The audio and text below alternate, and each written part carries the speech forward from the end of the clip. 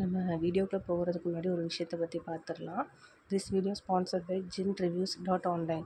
அதாவது genreviews.online அப்படிங்கிற அந்த வெப்சைட்டில் போய் நீங்கள் பார்த்தீங்க அப்படின்னா, நீங்கள் என்ன மாதிரி ப்ராடக்ட் வாங்கணும்னு நினைக்கிறீங்களோ அந்த ப்ராடக்டோட ரிவ்யூ வந்து தெரிஞ்சுக்கலாம்.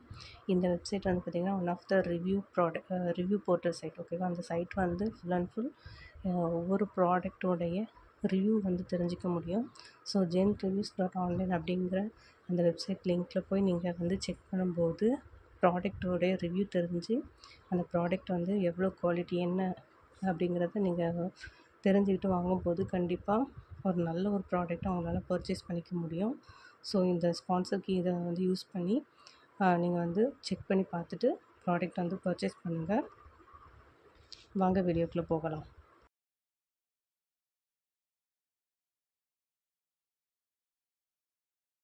அக்பர் ஒரு நாள் மிகவும் கவலை தோய்ந்த முகத்துடன் காணப்பட்டபடியால் மந்திரிகள் அதற்கான காரணம் கேட்டார்கள். அக்பர் அவர்களை பார்த்து, ஒரு சொப்பனம் கண்டேன், அது கவலை அளிக்கிறது என்று கூறினார். உடனே சொப்பனத்தின் அர்த்தம் சொல்ல ஜோதிடர் ஒருவர் அழைக்கப்பட்டார். அவரிடம் அக்பர், என் பற்கள் ஒவ்வொன்றாய் விழுவதையும் கடைசியில் ஒரு பல் மட்டும் இருப்பதையும் கண்டேன், அதன் அர்த்தத்தை சொல் என்றார். ஜோதிடர் உடனே, உங்கள் குடும்பத்தில் உள்ள எல்லோரும் ஒவ்வொருவராக மரித்து விடுவார்கள், நீங்கள் மட்டும் தனித்து விடப்படுவீர்கள் என்று கூறினார். அக்பர் முகம் முன்னை காட்டிலும் கவலையாய் காணப்பட்டதாம். அப்போது மிக பிரசித்தி பெற்ற அமைச்சர் பீர்பால் உள்ளே வந்தார். அவரிடம் சொப்பனம் சொல்லப்பட்டது.